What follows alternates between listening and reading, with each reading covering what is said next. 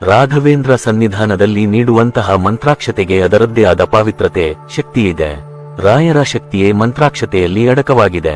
ಮಂತ್ರಾಕ್ಷತೆಯನ್ನು ತೆಗೆದುಕೊಳ್ಳುವಾಗ ನಾವು ತಪ್ಪುಗಳನ್ನು ಮಾಡಬಾರದು. ಮಂತ್ರಾಕ್ಷತೆಯ ಮಹತ್ವವೇನು?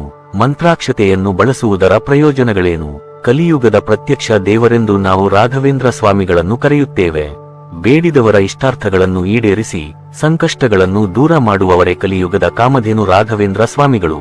ರಾಘವೇಂದ್ರ ಸ್ವಾಮಿಗಳ ಮಹಿಮೆ ಹೇಗಿದೆ ಎಂದರೆ, ಇಂದಿಗೂ ಜನರು ದೇವರೆಂದರೆ ತಿರುಪತಿ ತಿಮ್ಮಪ್ಪ, ಗುರುಗಳೆಂದರೆ ಶ್ರೀ ಮಂಚಾಲೆ ರಾಘಪ್ಪ ಎನ್ನುವ ನಾಣ್ಣುಡಿಯಿದೆ.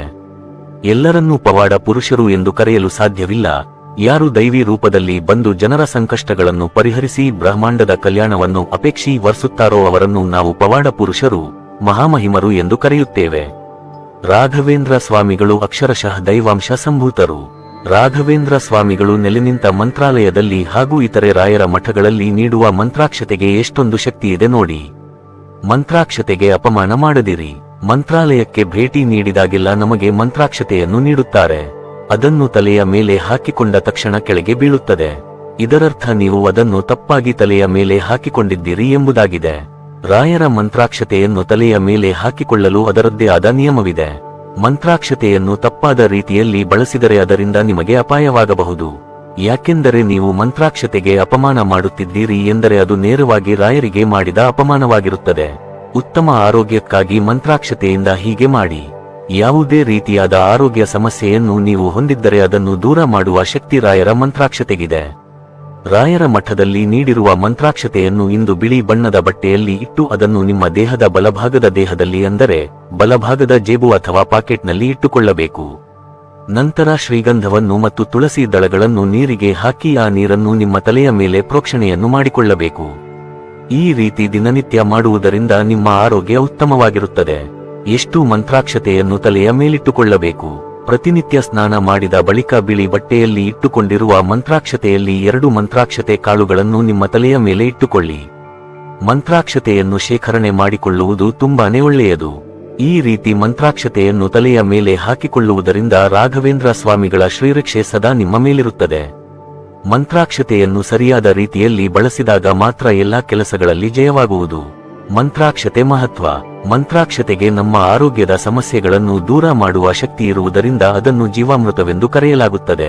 ಮಂತ್ರಾಕ್ಷತೆ ಎಂದರೆ ಮಂತ್ರಸಿದ, ಮಂತ್ರ ಪರಿಪೂರಕ ಹೊಂದಿರುವ ಅಕ್ಷತೆ ಎಂದರ್ಥ. ಗುರುಗಳು ನೀಡುವ ಮಂತ್ರಾಕ್ಷತೆಯನ್ನು ಸುವರ್ಣ ಅಕ್ಷತೆ ಎಂತಲೂ ಕರೆಯಲಾಗುತ್ತದೆ.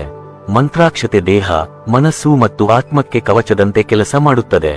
ಮಂತ್ರಾಕ್ಷತೆ ಗುರು ಶಿಷ್ಯರ ಬಾಂಧವ್ಯವನ್ನು ಪ್ರತಿನಿಧಿಸುತ್ತದೆ.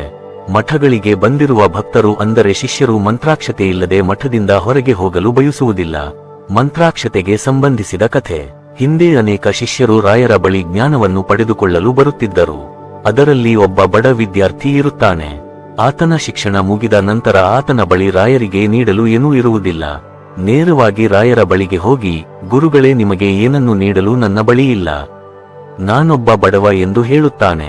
ಆಗ ರಾಯರು, ನೀನು ಅದರ ಬಗ್ಗೆ ಚಿಂತಿಸಬೇಡ, ನನಗೆ ಅದರ ಅಗತ್ಯವಿಲ್ಲವೆಂದು ತನ್ನ ಬಳಿ ಇದ್ದ ಅಕ್ಕಿಯ ಕಾಳುಗಳನ್ನು ತೆಗೆದುಕೊಂಡು ಮಂತ್ರವನ್ನು ಪಠಿಸುತ್ತಾ ಅದಕ್ಕೆ ಶಕ್ತಿಯನ್ನು ತುಂಬುತ್ತಾರೆ.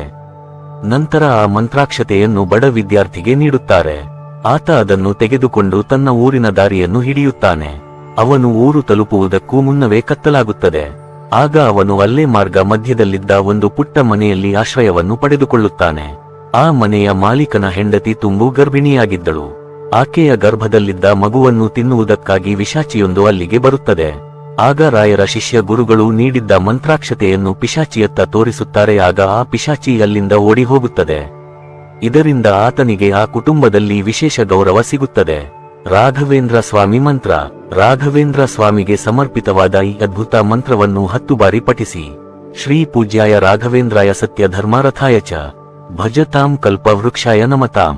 ಕಾಮಧೇನುವೆ, ನೀವು ಮಂತ್ರಾಲಯಕ್ಕೆ ಹೋದಾಗ ತುಂಗಾ ಸ್ನಾನ ಮಾಡದೆ ಹಿಂದಿರುಗಿ ಬರಬೇಡಿ.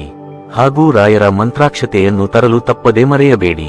ಯಾಕೆಂದರೆ ರಾಘವೇಂದ್ರ ಸ್ವಾಮಿಯ 2 ಕಾಳು ಮಂತ್ರಾಕ್ಷತೆಗೆ ಅಷ್ಟೊಂದು ಶಕ್ತಿಯಿದೆ.